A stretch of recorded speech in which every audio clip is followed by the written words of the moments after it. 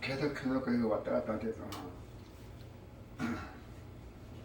하나님의 말씀 사도행전 1장에 1절부터 11절입니다. 손짓 꺼야죠. 사도행전 신약에 187쪽에 있어요.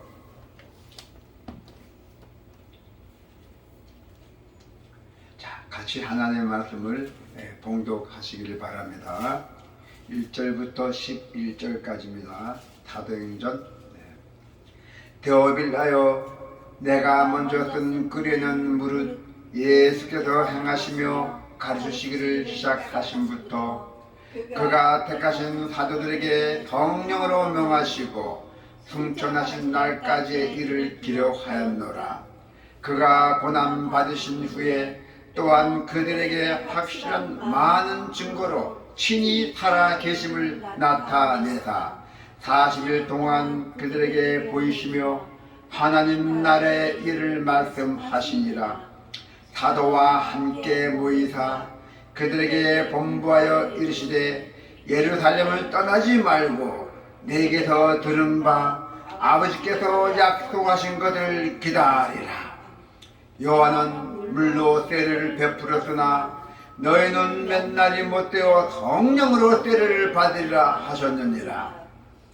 그들이 모였을 때에 예수께 여쭈어 이르되 주께서 이스라엘 나라를 회복하심이 이때이니까 하니 이르시되 때와 시기는 아버지께서 자기의 권한에 두셨으니 너희가 알 바 아니요 오직 성령이 너희에게 임하시면 너희가 권능을 받고 예루살렘과 온 유대와 사마리아 땅 끝까지 이르러 내 증인이 되리라 하시니라. 이 말씀을 마치시고 그들이 보는데 올라져 가시니 구름이 그를 가리어 보이지 않게 하더라. 올라가실 때에 제자들이 자세히 하늘을 쳐다보고 있는데 흰옷 입은 두 사람이 그들 곁에 서서 이르되 갈릴리 사람들아 어찌하여 서서 하늘을 쳐다보느냐. 너희 가운데서 하늘로 올려주신 이 예수는 하늘로 가심을 본 그대로 오시리라 하였느니라. 아멘. 오늘 하나님의 말씀은 제자에게 주어진 세 가지 사명이었어요. 예수님께서 하늘로 승천하시기 전에 세 가지 사명을 내리고 승천하셨습니다. 그래서 오늘 본문은 누가가 사도행전 전체의 내용을 요약적으로 이렇게 보면은 그 제시하는 그 서론에 해당하는 부분이죠. 누가는 앞으로 제자들이 예수님께 받은 사명을 그 사명에 따라 복음 사역을 진행해 나가는 과정을 기록한 것입니다. 그래서 오늘 본문에서 제자들이 그 받은 사명을 크게 세 가지로 요약할 수가 있습니다. 자, 첫 번째는 권능을 받기까지 기다리라 돼요. 1절에서 5절까지는 권능을 받기까지 기다리라. 그래서 누가는 데오빌라에게 자신이 누가복음에 예수님이 행하신 모든 일을 기록을 했대요. 그리고 한기시킨 후에 부활하신 예수님이 제자들에게 40일 동안 하나님 나라에 대한 일을 상세하게 가르치고 알려줬어요. 자, 어떻게 알려주고 가르쳤어요? 3절에 보니까 그가 고난 받으신 후에 또한 그들에게 확실한 많은 증거로 친히 살아계심을 나타내사 40일 동안 그들에게 보이시며 하나님 나라의 일을 말씀하셨다. 아마도 이 기간에 제자들은 하나님 나라에 대해서 정확히 알고 배웠고 그래서 그것을 이제 사명을 부여받았던 것입니다. 자, 그 첫째 사명이 뭐냐면은 예루살렘을 떠나지 말고 약속하신 성령의 세례를 기다리라는 것이 있잖아요. 4절에 보니까 자, 4절에 한번 보세요. 사도와 함께 모이사 그들에게 본보하여 이르시되 예루살렘을 떠나지 말고 내게서 들은 바 아버지께서 약속하신 것을 기다리라 하잖아요. 예, 첫째 사명이에요. 자, 그래서 무엇보다도 먼저 이루어야 할 사명은 예수님께 능력의 때를 받는 것이었어요. 예수님께 능력의 때를 받아야 됩니다. 그래서 예수님은 원래 하나님의 아들임에도 불구하고 누구의 때를 받았죠? 세례 요한의 때를 받았잖아요.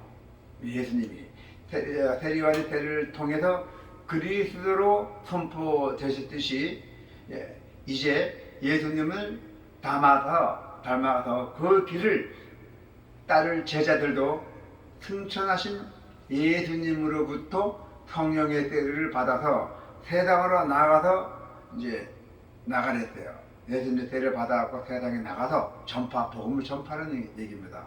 자, 5절에 보니까 요한은 물로 때를 베풀었으나 너희는 몇 날이 못되어 성령으로 때를 받으리라 하셨느니라 했어요. 성령의 때를 받아야 돼요. 물로 때를 아니라. 구약에는 물로 때를 받았잖아요. 신약에는 성령의 때를 받아야 돼요. 오늘 제가 기도했잖아요. 성령을 뭐 달라고. 성령 없이는 아무도 못한다는 얘기예요. 이처럼 우리가 세상에 나아가 하나님 나라와 영광을 선포하기 위한 첫째 조건이 있어요. 첫째 조건이 뭡니까? 자기 능력을 의지하지 않고 오직 권능을 받는 것이에요. 예수님의 권능. 그것이 바로 성령을 받으면 권능 받게 돼 있잖아요. 그게 바로 조건이었어요. 자, 온 땅의 둘째 뭡니까? 온 땅에, 세상 땅에 나가서 내 주민이 되리라 했어요. 나의 주민이 되리라, 너희들은. 6절에 8절에 보니까, 자, 6절에 8절 한번 볼까요? 그들이 모였을 때에 예수께서 여쭈어 이르되 주께서 이스라엘 나라를 회복하심이 이때니까 하니 이르시되 때와 시기는 아버지께서 자기의 고난에 두셨으니 너희가 알 바 아니요 했어요. 또 오직 성령이 너에게 임하시면 너희가 권능을 받고 예루살렘과 온 유대와 사마리아 땅끝까지 이르러 내 증인이 되리라 하시니라 하잖아요. 이게 바로 둘째 사명이에요. 성령의 권능으로 예루살렘과 온 유대와 사마리아 땅끝까지 예수님의 증인이 되는 것입니다. 그래서 제자들은 예수님께서 이스라엘이 회복된 때가 지금이냐 물어봤잖아요. 그러나 어떻게 됐어요? 그러나 그러나 시간은 하나님께 속한 것이기에 제자들은 알아야 할 사항이 아니라고 예수님께서 답해 주셨잖아요. 자, 그래서 저는 우리가 여기 보니까 증인들이잖아요. 이스라엘 사마리아 땅 끝까지 가서 복음을 전하라, 증인이 되라 했습니다. 이제 저희들도 이제 기초됩니다. 이제 준비내막 다 됐습니다. 이제는 내년부터는 거리에 나와서 우리가 사마리아 땅 끝까지 예수님이 증인이 될 것입니다. 제가 이제 오늘 이제 우리가 이제 나갈 때는 준비 단단히 해야 되고 해야 됩니다. 자, 이제 제자들은 그 공간을 담당해야 돼요. 그 공간을 하나님 나라의 범위를 넓히는 사역을 담당해야 된다는 것입니다. 하나님 나라의 범위를 넓힌 것. 이 세상이 하나님 나라를 만드는데 그 사역을 담당해야 된다는 것입니다. 제자들이. 이제 우리 예수 믿는 사람들은 특히 우리 주머니 주사하는 사람들은 우리가 나가서 이제는 담당하게 우리가 사역을 담당해야 돼요. 하나님 나라 주민이 되어야 된다는 얘기입니다. 그렇게 하나님 나라와 복음은 유대인과 이방인과 장벽과 같은 문화적, 지리적 장벽을 뛰어넘어서 그 범위를 확장시켜야 돼요. 그 범위를 나는 바리새인 같이 제사만 간단히 지내고 무게 있고 힘 빡시고 다니는 게 아니에요. 우리는 항상 고개 숙이면서 항상 겸손한 마음으로 우리가 거리 나가서 하나님 말씀을 전해줘야 돼요. 모든 장벽과 다 이제 뛰어넘어야 돼요. 그래서 새롭게 마음을 다 가져야 돼요. 또 새롭게 세워진 참된 이스라엘 유대인들이 나라가 아닌 그리스도를 믿는 사람들이 나라가 된다 했어요. 이제 전 세계가 이제 그리스도를 믿는 세계가 되기를 축원합니다. 자, 우리 그리스도인들이, 우리 예수 그리스도를 믿는 사람들이 그 주어진 사명은 뭡니까? 성령의 권능이라잖아요. 성령과 권능을 통해서 사람들을 구원하고, 그냥 말로는 안 통합니다. 모르는 사람 얘기했다가 이 사람 사기꾼 아니야? 이 사람 이상한 사람 아니야? 그래서 많이 들어요. 이제 세상이 참 변해서. 그래서 이제는 뭡니까? 성령의 권능이 필요해요. 성령의 권능. 성령의 권능을 통해서 사람들을 구원하시고, 그리고 세상의 분열과 갈등을 모든 세대가 어느 사람 다 고쳐주고 우리가 치유하며, 또 십자가를 통한 참된 평화와 사랑을 전파하는 것이에요. 살아오면서 사랑을 많이 줘야 되고, 또 일요일 말도 많이 해줘야 되고, 항상 일요일 말도 해줘야 됩니다. 일요일 말, 거짓말이 아니라 일요일 말. 그 사람 딱 오고 보면 나타나잖아요. 사람이 근심 걱정 많구나. 무엇을 내가 일요일도 해주고, 예. 행복합니다. 행복하세요. 그럼 그 사람들이 그 말을 들을지 얼마나 기분 좋아하겠어요. 네, 항상 우리가 좋은 말 해주고 일요일 말 해줘야 돼요. 네. 자, 다시 오실 주님을 예비하라 했잖아요. 주님이 승천하시기 전에 그대로 다시 내려오신다 했잖아요.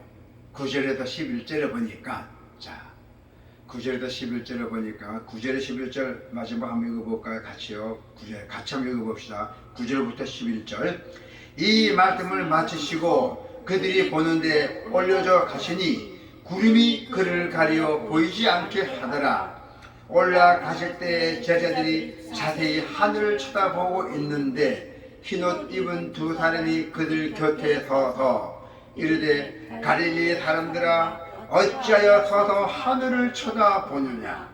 너희 가운데서 하늘로 올려주신 이 예수는 하늘로 가심을 본 그대로 다시 오시리라 하셨느니라 했잖아요. 하나님 나라는 예수님이 다시 오심을 완성됩니다. 완성된다 했어요.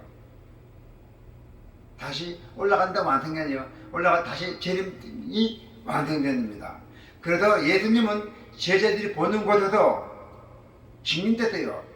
예수님이 제자들이 보는 곳에서 하늘의 왕좌에 앉으셨다는 얘기입니까? 할렐루야. 제자들 보는 앞에서 하늘의 왕좌를 올라셨고, 그 다음에 성령을 통해서 제자들을 다스리고 있었잖아요. 성령을 통해서 9절에 보니까 이 말씀을 마치고 그들이 보는데 올려져 가시니 구름이 그를 가려 보이지 않게 하더라. 예.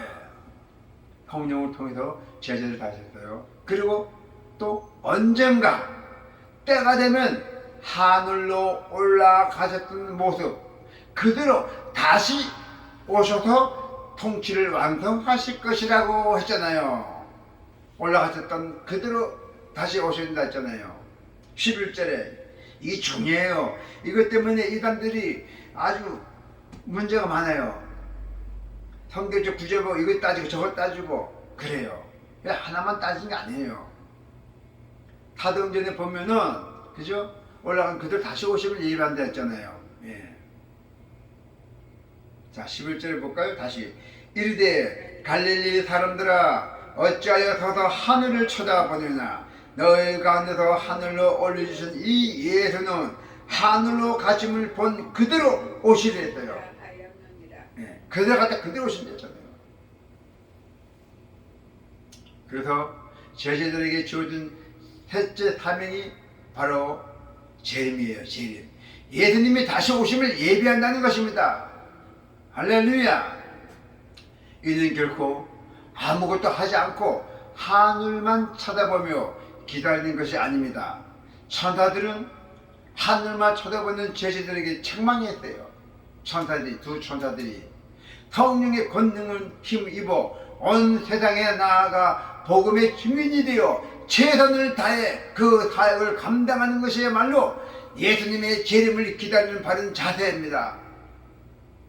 성령의 권능을 힘을 입어서 온 세상에 나가서 복음이 증인이 돼서 최선을 다하려잖아요. 그래야 그 사역을 담당하는 것이 바로 예수님의 재림을 기다리는 바른 자세라 했어요. 그러니까 예수님 재림할 때까지는 우리는 복음을 전파로 다녀야 돼요.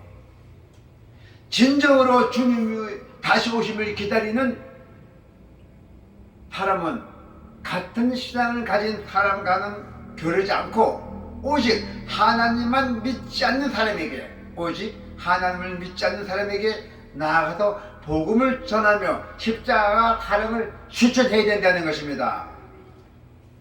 무신론자들, 우신 섬기는 자들, 그 사람들 나가서 복음을 전하라고 했어요. 어떤 복음이요? 십자가 사랑을 실천하래잖아요. 십자가 사랑. 십자가 사랑이 뭡니까?